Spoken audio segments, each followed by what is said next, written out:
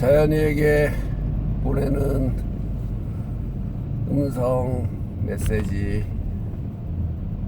자연이 왔다. 아기가 잉태하면은 12주, 3, 4, 12. 임신한 지 3개월 되면은 요렇대. 신기하다. 그죠? 그냥 세포만 이렇게 갖고 이제 생기기도 하고, 이제 눈깔 생기고 이런 것이 아니라 한꺼번에 이렇게 외형을 다 갖추고 있어. 요만해. 뱃속에서 무럭무럭 자라나는 거지. 그렇게 자라나가지고 태어나서 결국은 어떻게 되죠? 자식도 있고 살다가 늙어서 죽는 거지 뭐. 사람은 태어나고 죽습니다. 그죠? 누구나 안 죽는 사람 있어요? 없죠. 다 죽죠. 그리고 태어나서 어떻게 살아요? 행복하게 살았어요? 행복하게 살았겠죠. 한번 따라해. 나는 행복하게 살았습니다. 고생 하나도 안 했어요.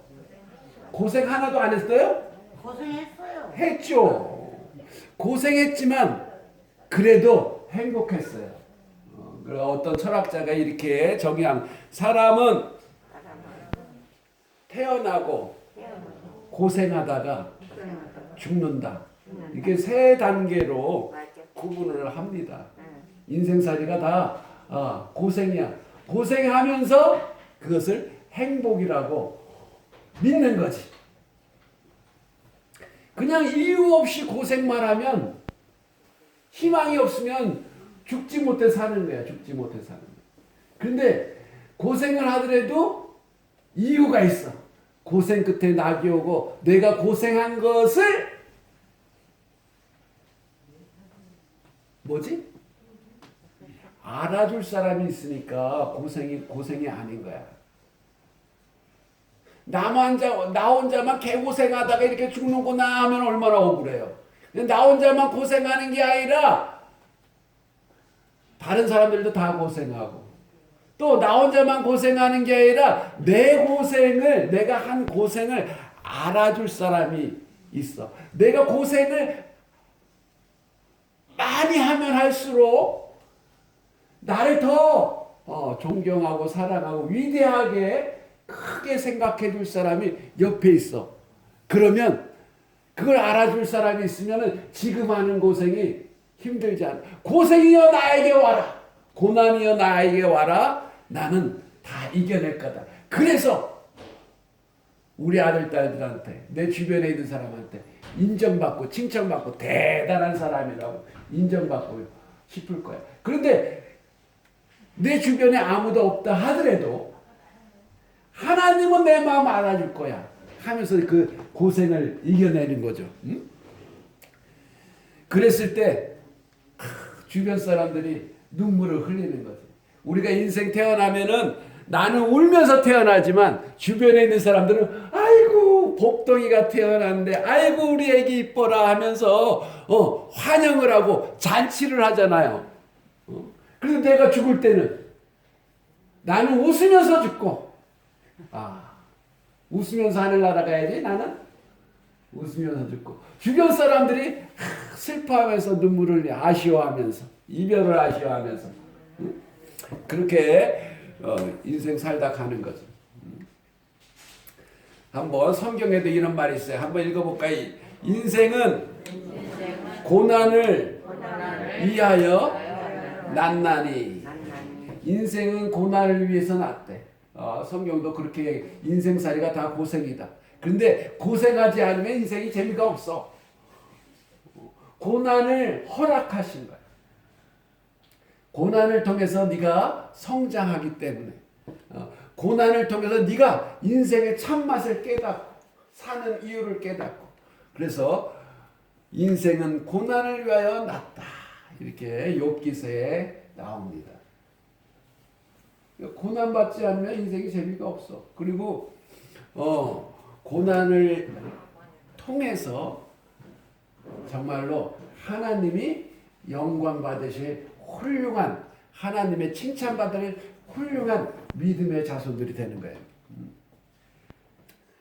자, 인생은 그렇게 고난을 하는데 고난이 왜 생기느냐? 하나님이 우리에게 고난을 허락하셨지만 고난을 일부러 주지는 않는다는 거야. 일부러 주지 않아. 여기 보니까 이런 말이 있어요. 만인에 대한 투쟁. 왜 투쟁? 싸우고 살아, 싸우고. 사람들이 싸우고 산다, 이거. 투쟁하면서, 전쟁하면서 살아. 왜? 그래서 고난이 생기는 거야. 고난이 왜 생겨? 서로 싸우기 때문에 힘든 거야. 왜? 왜 싸워? 자기 욕심 챙기려고. 자기 잘났다고 하려고. 자기 욕심 때문에 모든 사람들이 싸우면서 사는 거야. 싸우면서 살아. 싸우면서 살아야 안 살아요. 나는 한 번도 안 싸웠다는 사람 손 들어봐. 그러니까 어떤 사람은 생글생글 웃고 싸움을 만들지 않아. 웃으면서 피해버려. 똥이 무서워서 피하나 더러워서 피하지. 근데 그것조차도 싸움이에요. 그것조차도 싸움이 걸지 못하게 이렇게 자기 욕심 때문에 웃어버리는 거야. 그래요, 안 그래요? 그럴 수 있죠. 사실 속에서는 부글부글하지만 웃는 거야. 싸움의 전략이야. 싸움의 전략. 싸워봤자 손해가 되니까. 싸워봤자 내가 당할 수도 있으니까. 피차 지혜롭게 웃으면서 그것을 피해 나가는 거지. 싸우고 싶은데 자꾸 생글생글 웃으면 싸우지도 못하고 더 속 터지는 경우 있죠. 약올라 그렇게. 그런 게 약오르는 거야. 여자들끼리는 그런 사람들 많이 있죠. 나는 그냥 무대포로 한번 머리끄댕이 잡고 싸우고 싶은데 생글생글 거리면서 자꾸 피해. 약올라 그게요. 그것도 싸움의 한 전략이지. 자, 이렇게 보니까 사람들은 왜 싸우는가? 원래 사람이 다 욕심이 있어서 그래요. 자연 상태 그대로, 자연 상태에서는 근로의 여지가 없다. 일할 이유가 없어. 왜냐하면 싸워서 뺏으면 되니까. 옛날에는 원래 자연 상태로는 농사 지을 필요가 없어. 1년 동안 농사 졌다가 어떤 놈이 와서 확 걷어가니까. 법이 없으면 자연 상태에서는 그런 상황이라는 얘기야. 상황이. 원래 옛날에는. 그런데 그거 농사진 거 뺏어가면 안 되라고 법을 만들었기 때문에 내가 일할 수가 있는 거야. 원래는 내가 농사 졌는데 힘센 놈이 와서 가져가도 할 말 없는 거야. 자연 상태에서는 근로의 여지가 일할 이유가 없다. 그곳으로부터 얻을 결실이 불확실하기 때문에 누가 훔쳐갈 수 있기 때문에 그 결과 토지의 경쟁이나 항해, 바다를 통해 수입될 수 있는 상품의 사용, 편리한 물건, 힘을 요구하는 어떤 것도 발전할 수가 없다는 거죠. 그래서 인간의 삶은 고독하고 가난하며 험악하고 잔인하며 그리고 짧다라는 거죠. 이게 이제 홉스라는 사람이 아주 유명한 사회 계약론이라고 이렇게 하는 책도 쓰고 했는데 인류 역사에 엄청난 영향을 미친 거예요. 사람은 원래 악하다. 사람은 원래 이렇게 험악하고 잔인하고 자기 욕심만 챙긴다 이거죠. 그래서 성경에도 나오지만은 가인이 아벨을 죽이잖아요. 자기 동생을. 그렇게 험악한 거예요. 그래서 그러므로 말미암아 이것이 인간에 대한 정확한 얘기라는 거야. 정확한 얘기. 그래서 사람들은 전쟁을 하는 거야. 여기 보니까 징기스칸 알죠? 징기스칸.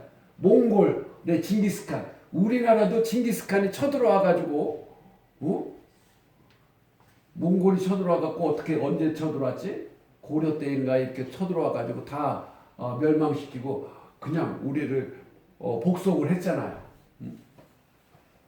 뭐라고 얘기하냐 하면은 항복하는 자는 목숨을 구할 것이다. 항복하지 않고 투쟁과 저항으로 맞서는 이들은 전멸시킬 것이다. 이게 우리 인간의 모습이야. 우리가 살면서도 부부지간에도 나를 인정하지 않으면 나도 당신 죽일 거야. 평생 싸우면서 사는 사람이 있어. 그죠? 부모와 자식 간에도 마찬가지야. 아버지를 인정해라. 그러면 내가 너한테 재산도 주고 할 거지만 아버지한테 투쟁과 저항을 하면은 너를 내 자식으로 삼지 않을 것이다. 이런 감정들이 다 있는 거야, 마음속에. 우리 마음속에는 갖가지 험악한 생각들이 있는 거예요. 제가 왜 이런 얘기를 하냐면은 어제 새벽 2시 반에 일어나가지고 잠을 못 잤어요. 밤새 오늘 할 얘기 생각하느라고. 누구한테? 우리한테는 내 딸한테. 여러분들이 내 딸이라고 생각하고 들어주셔. 그래서 이렇게 찍어서 내가 찍어갖고 영상을 찍어갖고 우리 딸한테 보내줄 거야. 그러니까 딸한테 하고 싶은 얘기를 어르신들한테 하고 있는 거예요. 왜? 우리 딸이 나한테 항복하지 않고 나한테 투쟁하고 저항을 해. 그러니까 징기스칸이 뭐라고 그래요? 항복하는 자는 목숨을 구할 것이다. 항복하지 않고 투쟁하는 자들은 전멸시켜버릴 것이다. 라고 얘기하는 거예요. 그게 인간의 속성이야. 내가 사랑하는 딸임에도 불구하고 마음속에서 딸이 나한테 항복하지 않고 저항하고 투쟁하고 그러면 나는 죽여버리는 거야. 어떻게 죽여? 실제로 죽여? 못 죽이지. 내가 죽는 거야, 내가. 죽고 싶어지는 거야, 내가. 죽이지 못하면 내가 죽고 싶어지는 거야. 내 뜻이 관철되지 않으면, 내 말이 인정되지 않으면, 내 뜻이 내 따라주지 않으면 나는 아빠로서 자격도 없고 아빠로서 무시되는 거기 때문에 죽고 싶어지는 거야. 다시 말하면 우리는 서로에게 항복해야 되는 거야, 항복. 그게 기분 나빠? 원칙이에요. 우리는 서로에게 항복해야 돼요. 우리는 서로를 인정하는 거야. 인정하는 거야. 인정. 아버지를 아버지라고 인정하고 딸을 딸이라고 인정하고 서로에게 항복하는 거야. 그래야 하면 돼. 우리의 본성이야, 본성. 하나님도 이렇게 얘기해야지. 하나님도 나를 인정하는 것이 온 땅에 가득하리라. 하나님의 이름 앞에 항복하는 거야. 찬양을 하죠. 찬송을 불러. 손을 들고 찬양. 기뻐 찬양. 찬송이라는 말, 찬송이라는 단어 자체가 무슨 뜻이냐 하면은 항복한다. 그런 뜻이에요. 찬양이라는 원어적인 왜 찬양이라는 말 자체가 찬양한다. 나 항복했습니다. 이거야, 이거. 그러니까 그 항복이라는 게 자존심 상하고 그런 것이 아니라 자기는 부족합니다. 나는 내 욕심 때문에 내 생각만 옳다고 생각하면서 아버지랑 싸우고 옆에 있는 친구랑 싸우는데 항복하는 거예요. 그것이 아버지를 인정하고 아버지를 찬양하고 아버지한테 효도하는 거예요. 아버지 말을 들어주는 거지. 남의 얘기를 들어주는 거 항복하는 거야. 그게. 이게 인간의 본질이라는 거예요. 그렇기 때문에 우리는 항복해야 되는데 항복하지 않고 그 속에서부터 내 아들 딸임에도 불구하고 내 남편인데도 불구하고 내 어머니인데도 불구하고 자꾸 속에서 항복하기를 싫어하고 투쟁하는 거야. 그게 죄라는 거죠. 죄 때문에. 죄성 때문에. 자기만 아는 그것 때문에 자꾸 투쟁하는 거야. 항복하면 행복하고 편안할 텐데. 그래서 어떻게 해야 되느냐? 항복해야 되는데 항복하지 못하고 끝까지 싸우겠다고 내가 항복하면 나는 뭐가 돼? 이런 식으로 생각하니까. 투쟁하고 싶은 마음, 항복하고 싶은 마음, 두 마음이 마음에서 싸워. 어떻게 해야 돼? 법으로 다스려야 돼. 그래서 법의 필요성이야. 법의 필요성이 그래서 나오는 거예요. 우리는 이것이 실존의 모습이고 우리의 실제의 모습이야. 거기서 쓸데없는 소리 하지만 아버지가 그럴 수 있어요? 딸이 나한테 그럴 수 있어요? 원래 그런 건데? 그럴 수밖에 없는 존재라는 거야. 그러니까 감정적으로 이렇게 나한테 그렇게 할 수 있느냐 저렇게 할 수 있느냐 눈물 짜고 콧물 짜고 이것이 그걸 어린아이 같이 그냥 발버둥 치면서 버티는 것밖에 안 돼. 어린아이의 지적 수준인 거야. 아니 원래 그렇다니까. 부모 자식 간에도 원래 항복해야 되는데 항복하지 못하고 투쟁하고 싶은 마음이 여기서 열불이 난다니까. 우리 집사람한테 내가 무슨 말 한마디만 해도 그래요 하지만 속에서는 열불이 날 수 있어요 없어요? 있죠. 그리고 속에서는 막 겉으로는 나한테 독을 품으면서 나한테 따지지만 속에서는 그래도 남편인데 따라줘야지 이런 마음이 있어요 없어요? 있어요. 그 마음이 같이 있는 거야. 그것이 현실이야. 그런데 그걸 가지고서 감정적으로 원수 삼고 그러는 게 아니라 어떻게 하면 그런 상태에서 서로가 이해하고 타협하고 살 것인가를 생각해야 돼. 규칙을 지키고 규칙을 세우고 법을 지키고 약속을 하고 그게 사회 계약이에요. 사회 계약.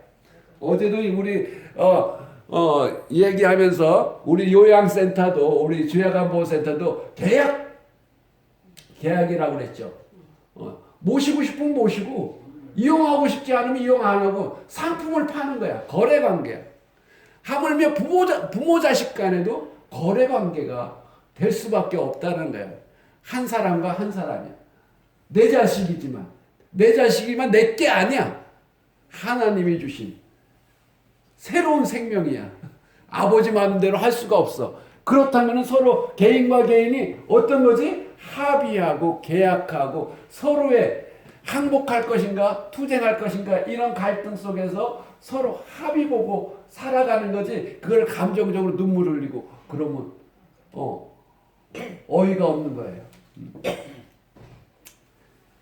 자, 여기 보니까 인간의 본질은 소유욕이 있다라는 거야. 우리 마음속에는 소유하고자 하는 본능이 있고 이득을 내고 더 많은 돈을 갖고자 하는 그런 마음이 누구에게나 있다. 우리 딸들을 위해서 내가 부자가 돼야지. 이런 마음이 있다는 거지. 아들은 아들대로 부모 자식 간에도 경제적으로 이렇게 탐욕이 있는 거야. 소유욕이 있는 거야. 그래서 이런 말이 우리가 서로 이해하고 타협하고 합의하고 용납하고 살아야 되는데 이것을 인정해야 돼. 내가 뭐라는 거? 악하다는 거. 나도 내 욕심 위주로 먼저 생각하게 돼 있다는 거. 우리 어르신들도 나이를 평생 자식들을 위해서 그렇게 오랫동안 살아와서도 이렇게 80, 90이 됐어도 지금 이 순간 자식이 먼저냐 나 먼저냐 내 속에는 내가 더 먼저일 수밖에 없어. 그래도 그거 억누르고 그래도 마지막까지 죽는 순간까지 자식을 위해서 살아야지 이렇게 이성적으로 의지를 갖고 말씀하시지만 우리의 본능은 자기 먼저 생각할 수밖에 없어. 그런데 그 본성을 억누르고 자녀들을 위해서 목숨까지도 다 던져가면서 사는 사람이 수 있기 때문에 위대한 거죠. 그래서 이런 말씀이 있습니다. 한번 따라해볼까요? 너희는 모든 악독과 화내는 노함과 분냄과 떠드는 것과 비방하는 것을 모든 악의와 함께 버리고 서로 친절하게 하며 불쌍히 여기며 서로 용서하기를 하나님이 그리스도 안에서 너희를 용서하신 같이 하라. 이런 겁니다. 그래서 어제도 이제 우리 딸하고 얘기하면서 사실은 아까 우리 애가 뱃속에서 태어났잖아요. 애기가 태어나잖아. 근데 사람은 엄마 뱃속에서 양수 안에서 자궁 안에서 너무나 평화롭고 안전하고 행복해요. 그런데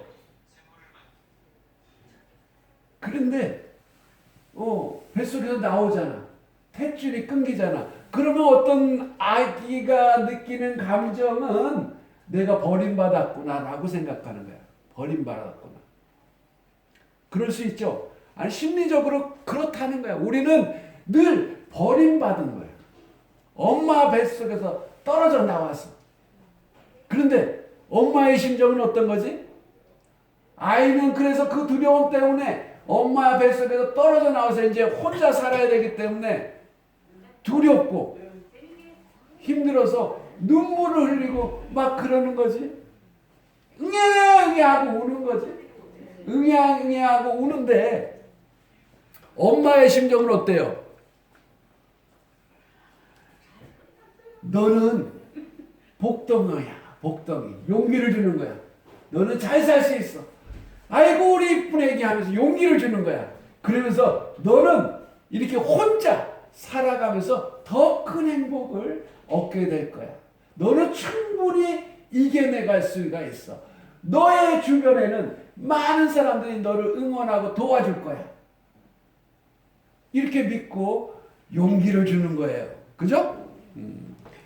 그런 건데 우리가 살아가면서 하나님도 그렇다는 거예요. 하나님도. 내가 하나님 왜 나는 이렇게 사업도 망하고 이렇게 돈도 못 벌고 매일매일 새벽부터 저녁까지 힘들게 일하는데 뭐 부자도 되지 않고 내 너무 힘듭니다 라고 얘기하면서 그 갓난아기가 응애응애 하면서 울듯이 내가 우는 거지. 그렇게 불평하면서 사는 사람들 많이 있지. 하루하루가 너무 힘들다고. 근데 하나님은 갓난아기를 바라보는 어머니의 마음처럼 하나님은 이렇게 얘기하는 거죠. 괜찮아. 내가 있어. 너는 더 큰 행복을 깨닫게 될 거야. 너는 혼자서 일어서서 걸어가기도 하고 다른 박질도 하고 또 다른 생명을 잉태해서 많은 열매를 맺으면서 많은 사람한테 기쁨을 주는 복덩어리야. 축복의 통로야. 이렇게 얘기하고 계신 거예요. 나는 어제도 우리 딸한테 얘기하죠. 무슨 얘기를 하지? 무슨 얘기를 했겠어요? 한마디로 잔소리를 하는 거죠. 잔소리. 너 이런 마음을 가져야 돼. 저런 마음을 가져야 돼. 그런 식으로 가면 안 돼. 그러면 우리 딸이 아빠는 내 마음도 몰라주고 막 울어. 마음이 너무 막. 그러면서 오히려 우리 딸이 말하지는 않지만은 아빠가 해준 게 뭐 있어? 아빠는 내 마음도 몰라주고 매일 뭐 자기 얘기만 하고 막 이런 식으로 이제 아빠를 탓하는 거지. 말은 그렇게 안 했지만은 그럴 수 있어요. 그런데 하나님 아버지의 마음이나 부모 마음이나 듣기 싫은 소리도 해야 되는 거예요. 우리에게 하나님이 고난을 허락하신 것처럼 아버지로서 자녀들의 마음 아픔 이겨낼 줄도 알고 듣기 싫은 소리 듣고서 또 힘을 내기를 바라면서 그죠? 그런 거예요. 그 고난 속에서 우리는 더 큰 깨달음을 알고 인생의 행복이 풍성해질 수 있는 거죠. 제가 여러 번 얘기했었지만 저도 사업을 했었잖아요. 중국 사업을 하다가 쫄딱 망해갖고 빚만 넣고. 그런데 그래서 하나님 나 왜 망하게 했어요? 나 중국 복음화하려고 전도하려고 중국에다가 사업체 차려가지고 그 직원들한테 하나님 믿게 하겠다는 그런 소망을 갖고 갔는데 어떻게 망했습니까? 누가 내가 일부러 망하게 했냐 이놈아? 아니죠, 아니죠. 내가 잘못한 것도 많아요. 매 그냥 뭐 하나님 믿게끔 한다고 갔지만 직원들하고 술만 먹고 같이 눈높이를 맞춘다고 여러 가지. 내가 좋은 모습만 보일 수 있었겠습니까? 따지고 보면 안 좋은 모습만 보이고 그러다 보니까 하나님이 그것을 하나님이 망하게 하신 게 아니라 망할 수밖에 없었던 거지. 그런데 여하튼 망한 다음에 고난이죠. 빚졌죠. 체면이 안 서가지고 그 전에 하던 사업 쪽팔려서 밖에 나가서 장사 영업도 못 하겠어. 그래서 거의 1년 넘게 집에만 있었다고 봐야지. 우리 집사람도 나한테 뭔 말을 하려고 하다가 아무 말도 하지 마시오. 나한테 용기 주는 말도 하지 말고 나를 이제 잔소리하는 말도 하지 말고 다만 조금만 기다려 주시오. 내가 마음 잡을 때까지. 우리 집사람도 속이 터져도 말도 못하고 그랬었죠. 그렇지만 지금에 와서 하나님 내가 제2의 인생 이제 40대 후반이죠. 45세 됐을 때 그때는 인생의 후반전에 정말로 하나님 뜻대로 살게끔 나를 인도해 주세요 하면서 기도하기 시작했어요. 그때 하나님이 이렇게 응답해 줘서 노인 복지 사업을 하게 됐는데 하니까 너무 기쁨이 넘치고 좋아요. 그랬더니 나오는 말이 뭐지? 하나님 그때 망하게 해주신 거 참 잘하셨어요. 그 고난이 내 믿음을 더 하나님께로 향하게 하고 정말로 인생을 어떻게 살아가야 되는지 깨닫게 되고 무엇이 중요한지 알게 되고 그런 것이죠. 마찬가지로 우리 어르신들도 인생을 살아왔는데 각가지 고난이 있었고 또 기쁜 일도 있었고 하단 말이지. 그러니 감히 함부로 떠들지 말고 비방하지 말고 해야 되는 거예요. 그것을 안다면. 근데 이제 우리 딸 같은 경우 또 아들 같은 경우 요즘 청소년들은 학교에서 많이 이렇게 친구들 사귀는 것도 힘들고 막 그 아이들이 버르장머리들이 없으니까 서로 학교 폭력도 많고 학교 생활도 행복하지가 않아. 학교 생활 통계로 보면 60%나 자살할 생각을 했었다고 하는 거예요. 행복하지가 않아. 서로 타협할 줄 몰라. 자기만 옳은 줄을 알아.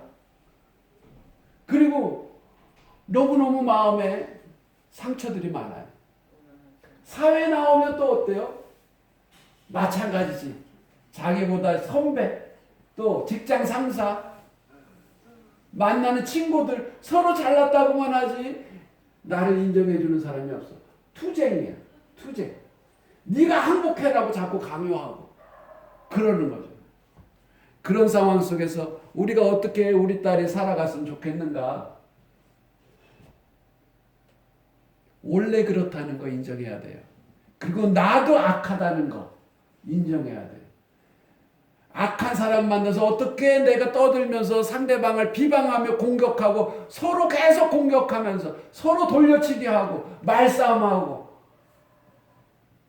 그 아버지가 얘기해도 더 많이 많고 막 이렇게 되는 거예요. 근데 그것을 극복하려면 어떻게 해야 되느냐? 지금 이런 말들 서로 불쌍히 여기면서 용서해야 된다. 그런 고난 속에서도 그 고난을 통해서 우리가 성장할 수가 있다는 거예요. 용서를 할 만해야 용서를 해. 자, 한번 그래서 그 용서 또 용납하는 것은 그 하나님을 생각하지 않으면 가능하지가 않죠. 여기에서 끝나는 인생이 아니라는 생각. 그리고 우리끼리는 서로 항복받으려고 하고 싸우지만은 하나님이 지켜보고 있다는 생각, 이런 거를, 그리고 서로 합의하고 용납하지 않으면 내 인생에 아무런 발전 한 걸음도 나아갈 수 없다는 생각, 이런 직접 성장이 있지 않고는 하기가 힘든 거지. 여기 보니까 성경에 나오는 얘기들이죠. 여러 가지 부당한 경우들을 많이 겪는데, 거기에서 나는 왜 그렇습니까? 나는 불행한 인생이야. 나는 재수가 없는, 내 운명은 왜 이렇게 한탄하는 것이 아니라, 그리고 그런 불의에 대해서 싸우고 계속 비방하면서 하소연하면서 억울해하면서 사는 것이 아니라 어떻게 그런 것들을 이겨내는지. 여기 보니까 요셉이라는 성경에 나오는 사람이 있는데, 그의 형들이, 배다른 형들이 아버지가 이 요셉만 이뻐하니까 시기 질투해가지고 구덩이에다 빠뜨리는 거예요. 죽으라고. 그래서 빠뜨렸어. 그런데 마침 그 아라비아 상인같이 이렇게 낙타 타고 가는 상인들이 있어. 그랬더니 한 형제 중에 하나가, 우리가 그냥 여기서 죽게 하는 것보다는, 그런 죄를 짓는 것보다는 돈 받고 팔아버리자. 우리 돈도 벌고. 은 30냥을 받고 팔아버리는 거죠. 마치 요셉은 예수님을 상징해. 예수님도 예수님의 제자 가룟 유다가 서기관들한테 은 30냥을 받고 팔았지. 예수님도 구덩이에 떨어진 것처럼. 어디에 떨어졌지? 하나님과 함께 있다가, 하나님 보좌 위에 있다가 이 인간 세상 구렁텅이에, 죄악이 가득한 구렁텅이에 던져진 거예요. 그렇지만 그런 시련 속에서, 그런 고난의 상황 속에서 우리를 구해줄 구세주로 부활하신 거죠. 요셉도 마찬가지로 이렇게 팔려나갔어. 팔려나가서 그 애굽 땅에서 아주 부잣집, 아주 그 고관대작집에서 머슴을 사는 거예요. 머슴. 이런 것도 하나님의 인도하심이죠. 근데 부잣집 마님이, 얘 돌쇠야 일로 와봐. 오늘 밤 나랑 있자. 요셉이 젊은 청년이 너무 잘생기고 이쁘고 똑똑하니까 이렇게 밤에 유혹을 했어요. 그랬더니 그냥 옷을 다 벗고 벗겨지면서 도망갔다, 이렇게 성경이. 얼마나 꽉 잡았으면 도망가려고 옷이 다 벗겨지고 도망간 거야. 심하잖아요. 마님이 볼 때는 지금 큰일 났잖아. 그랬더니 저놈이 나를 겁탈하려고 하다가 내가 반항을 하니까 옷도 안 입고 도망쳤다고 누명을 씌워가지고 억울하게 감옥에 갇혔어. 구덩이에 빠지고 형제들한테 배신당해서 팔려나가고 마님한테 찍혀갖고 감옥에 가고, 이런 시련, 억울한 시련이 많았지만 이 요셉은 어떻게 했을까? 있는 곳에서 최선을 다했어요. 있는 곳에서 부지런히 내가 있는 곳, 감옥, 내가 있는 자리를 깨끗하게 정리정돈했어. 하는 거 보니까 다른 제수들하고 틀려. 그러니까 간수장이 야, 너 좀 일로 와봐. 내 방 좀 청소해봐. 내 방을 간수장 청소를 잘해. 야, 내가 여기서 닭 키우는데 네가 닭 좀 잘 키워봐. 닭을 잘 키우고 동물 잘 키우고. 간수장도 거기에서 이제 땅이 넓으니까 거기서 농사 지어갖고 자기 또 벌어먹는 거야. 그러니까는 그 감옥을 관리하는 제수지만 제수 관리인으로 삼은 거야. 그 깨끗한 옷을 입고. 근데 그 감옥에는 또 정치범들이 오는데, 왕에게 술 따르는 사람, 또 뭐 음식 주방장, 아주 그것도 뭐 높은 위치죠. 그런 사람들도 만나는데, 하루는 꿈꾸다가 꿈을 해몽을 해줬더니, 여하튼 있는 자리에서 최선을 다하니까 사람들한테 인정을 받기 시작하는. 그리고 결국에는 왕의 꿈을 해몽하는 그 자리까지 가갖고 그 왕의 꿈을 해몽해줘가지고 어떻게 됐어요? 7년 가뭄, 7년 풍년, 7년 흉년을 예상해가지고 정책을 잘 펴가지고 많은 국민들과 이웃나라 사람들까지도 다 살게 하는 아주 그런 훌륭한 일을 하게 되죠. 최고의 국무총리가 되는 거죠, 총리가. 그런 이야기가 있습니다.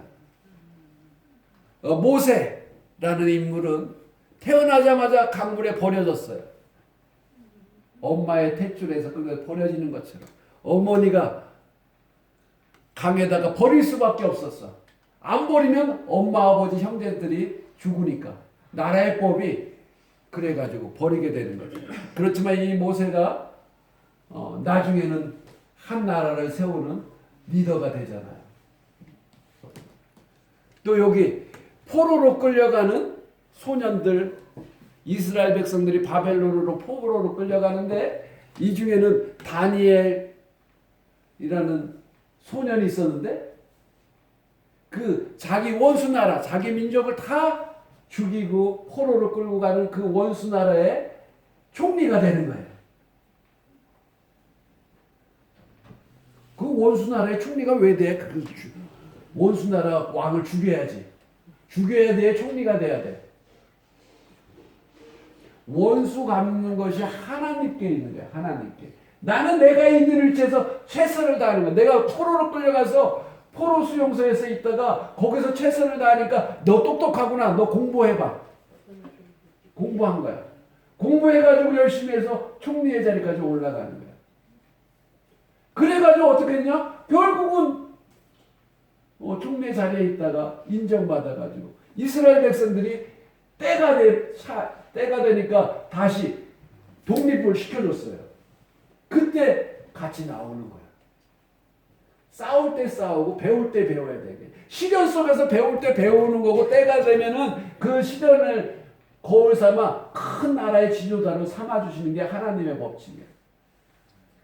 우리 일제시대 때도 일본 놈들이 와서 우리를 했는데 이또우리를 총에 쏴 죽이는 안중근 훌륭하나? 그런데 박정희 일본 육군사관학교 들어가지고 거기서 일본 공부를 한 거야. 신식 공부를 한 거야.